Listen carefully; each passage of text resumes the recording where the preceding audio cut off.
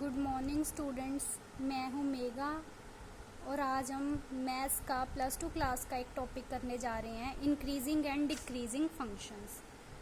सबसे पहले इंक्रीजिंग का मतलब क्या है? बढ़ना। और डिक्रीजिंग का मतलब क्या है? घटना। और इंक्रीजिंग एंड डिक्रीजिंग फंक्शन क्या होते हैं? इंक्रीजिंग मतलब बढ़ता जाता है, डिक्रीजिंग मतलब घटता जाता है।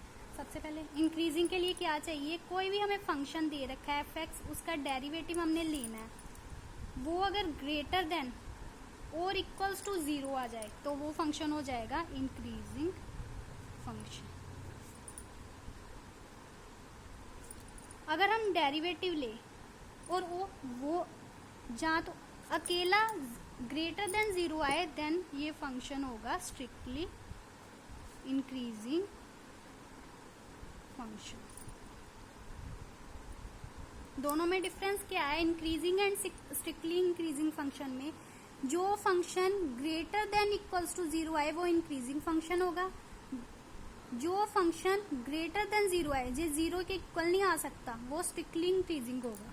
नेक्स्ट, अगर कोई फंक्शन है उसका डेरिवेटिव, ये इन दोनों के डेरिवेटिव, ये ग्रेटर देन इक्वल्स टू 0 आना चाहिए, इसका डेरिवेटिव ग्रेटर देन 0 आना चाहिए।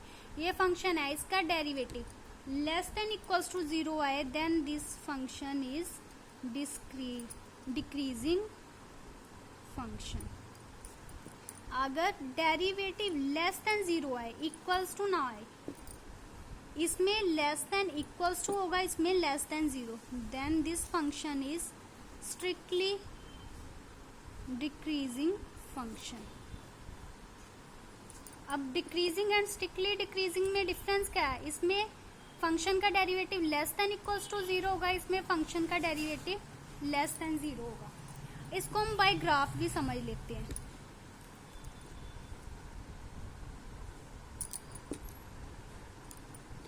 अगर कोई भी हमारे पास ग्राफ है, मान लो ये ग्राफ है, ये हो गया इंक्रीजिंग का। ये इंक्रीजिंग का कैसे हुआ? ये 0 के इक्वल भी आ सकता है, ये फंक्शन 0 के इक्वल भी आ सकता है, तो ये वैल्यू हमारे पास इंक्रीजिंग का ग्राफ हो गया। अगर ये हमारे पास ग्राफ डिक्रीजिंग का, नेक्स्ट ये वाला हमारे पास ग्राफ है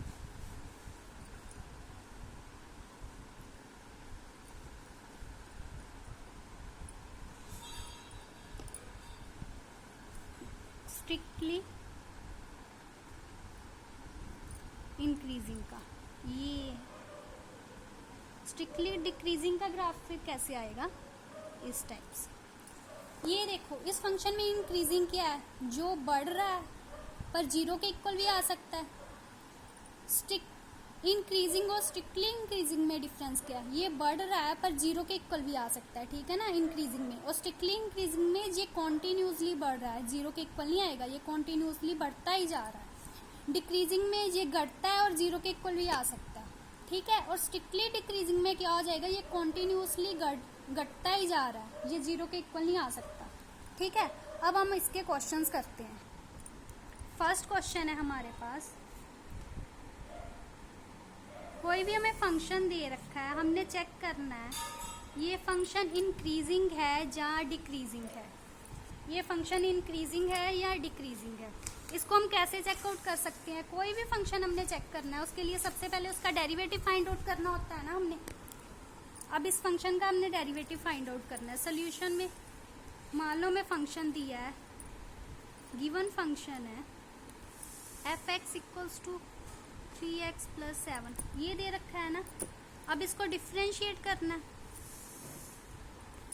f'(x) किसके इक्वल आ गया? 3x का डेरिवेटिव 3, 7 का तो 0 आ गया।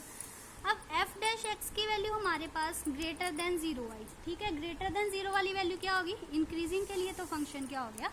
Increasing function. अब सेकंड क्वेश्चन करते हैं, f(x) equals to sin x। इसको हमने 0 to π के इंटरवल में चेक करना है, ये फंक्शन इंक्रीजिंग है या डिक्रीजिंग है, ठीक है। सबसे पहले सोल्यूशन में हमने क्या करना है? गिवन वैल्यू क्या है हमारे पास? f(x) equals to sin x। सबसे पहले हमने डिफ्रेंशिएट करना है, डिफ्रेंशिएट किया तो वैल्यू क्या आ गई, F dash x. Sine x का डेरिवेटिव क्या आ गया हमारे पास, कॉज एक्स। अब कॉज एक्स को हम कैसे फाइंड आउट कर सकते हैं, ये इंक्रीजिंग है या डिक्रीजिंग है। सबसे पहले हम ये ग्राफ लेते हैं, ये वैल्यू 0 के इक्वल होती है, ये π/2 यहाँ पे वैल्यू, यहाँ पे पाई के इक्वल होते हैं। हमने इस इंटरवल में फाइंड आउट करना है, 0 to π में उन्होंने बोला है ना, 0 to π में फाइंड आउट करना है। अच्छा, हम यहाँ पे रफ वर्क में वैल्यूज फाइंड आउट करते हैं। इस इंटरवल में वैल्यूज कौन सी आती हैं, सारी वैल्यूज फिल करके देख लेते हैं। cos 0 किसके इक्वल आएगा, 1 के। हमने डेरिवेटिव वाले फंक्शन में पुट करनी है, डेरिवेटिव क्या है, cos x है ना, इस फंक्शन में पुट करनी है। cos 0 1, उसके आगे cos 30 पॉजिटिव आ गया, cos 60 पॉजिटिव वैल्यू आई, cos 90 0। यहाँ पे वैल्यूज पॉजिटिव आ रही है, यहाँ पे 0 आ रही है ना। आगे उसके आगे जाएंगे, cos 120, यहाँ पे 120 में वैल्यू नेगेटिव आ गई। cos 180 में भी नेगेटिव आई। मीन्स टू से यहाँ पे वैल्यूज पॉजिटिव आ रही हैं और यहाँ पे वैल्यूज नेगेटिव आ रही हैं। उन्होंने पूछा इस सारे इंटरवल में इंक्रीज कर रहा है कि डिक्रीज कर रहा है, बट हमारे पास यहाँ पे पॉजिटिव है और यहाँ पे नेगेटिव है। सो द फंक्शन ना तो इंक्रीज कर रहा होगा ना decreasing. So the function is neither increasing nor decreasing. समझ गए आगे ये बात, जिस इंटरवल में उन्होंने बोला उसी इंटरवल में हमने फाइंड आउट करनी होती है। नेक्स्ट क्वेश्चन है हमारे पास, find X for which F of X equals to 3x square minus 5x plus 9 is decreasing.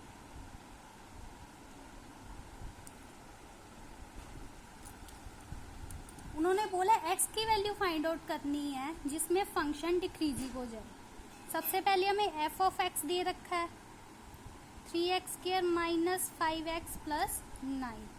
तो डिक्रीजिंग के लिए उन्होंने बोला है ना, डिक्रीजिंग के लिए क्या होता है, फंक्शन की वैल्यू लेस देन 0 होती है। लेस देन 0 ले लें हम, उसके डेरिवेटिव की value f dash x less than 0 आएगा, इसका डेरिवेटिव क्या हो जाएगा 6x माइनस 5 लेस देन 0 आ गया। हमारे पास वैल्यू थी 6x माइनस 5 लेस देन 0। अब हमने क्या किया, 6x लेस देन 5 के इक्वल आ गया, x की वैल्यू किसके इक्वल आ गई, लेस देन 5/6।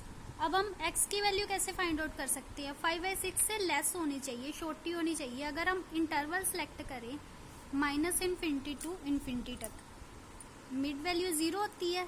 5/6 वैल्यू क्या होगी, पॉजिटिव है ना, ये 0 के राइट साइड आएगी। मान लो यहाँ पे है 5/6, ठीक है। लेस देन वैल्यू होनी चाहिए x की 5/6 से, लेस कहाँ तक आ रही है -∞। x किसको बिलोंग कर रहा है, -∞ टू 5/6। समझ में आ गया ना, 5/6 से छोटी वैल्यू किस साइड आ रही है, लेफ्ट को, -∞ तक। x किसको बिलोंग कर रहा है, -∞ टू 5/6। अब नेक्स्ट क्वेश्चन है हमारा, find x for which function is increasing. और फंक्शन हमें दे रखा है f of x equals to x³ minus 3x square minus 9x plus 25। अब सोल्यूशन करते हैं इसका। f(x) हमें गिवन है x³ minus 3x square minus 9x plus 25। Increasing के लिए क्या हम करते हैं, greater than 0। For increasing f dash x, f का डेरिवेटिव किसके इक्वल होगा, ग्रेटर देन 0। इसका डेरिवेटिव ले लिया, 3x square minus 6x minus 9 greater than 0। यहाँ से 3 कॉमन आ रहा है, x square minus 2x minus 3 greater than 0। हमारे पास वैल्यू आ गई x square minus 2x minus 3 greater than 0। अब इसके फैक्टर क्या बनेंगे, x minus 3 x plus 1 greater than 0। अब हमारे पास एक वैल्यू होती है हमारे पास डायरेक्ट वैल्यू हम ऐसे फिल कर सकते हैं, अगर हमारे पास दो फैक्टर्स हैं x plus A into X minus B greater than 0, ठीक है, तो x belongs to then minus infinity to minus A union b to infinity. अब इसमें हमारे पास x की वैल्यू क्या आएगी, हमारे पास फैक्टर्स है x plus 1 into X minus 3 greater than 0। x किसको बिलोंग करेगा, माइनस इन्फिनिटी टू माइनस ए की वैल्यू क्या है 1, माइनस 1 यूनियन b की वैल्यू यहाँ पे क्या है 3 टू इन्फिनिटी। ये हमारे पास आंसर आ गया। अब नेक्स्ट क्वेश्चन है हमारे पास,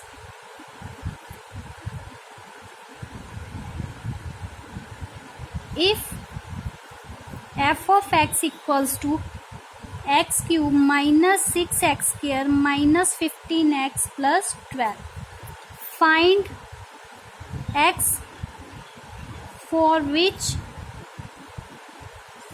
it is decreasing।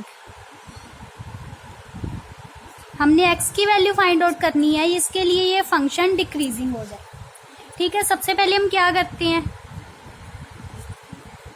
F dash x decreasing के लिए हमें क्या चाहिए, एफ एक्स का डेरिवेटिव लेस देन 0 होना चाहिए ना, तो इसका डेरिवेटिव क्या आ जाएगा 3x square minus 12x minus 15 less than 0। यहाँ से 3 कॉमन आ रहा है, x square minus 4x minus 5 less than 0। ये आ गई x square minus 4x minus 5 less than 0। इसके फैक्टर बनाए अगर तो ये आ जाएगी value x minus 5 into x plus 1 less than 0, ठीक है। ये वैल्यू आ गई हमारे पास, हो गया x plus 1 into X minus 5 less than 0। अब हमारे पास है, पहले वाला तो हमारे पास ग्रेटर देन का फॉर्मूला था ना, अब लेस देन का फॉर्मूला,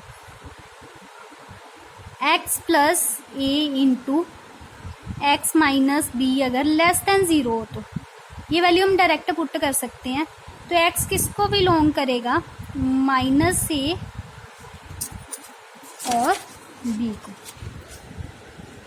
x बिलोंग करेगा माइनस ए बी को, तो यहाँ पे किसको बिलोंग करेगा, x बिलोंग्स टू -1 5, ठीक है, x बिलोंग कर गया -1 5। ये x की वैल्यू आ गई हमारे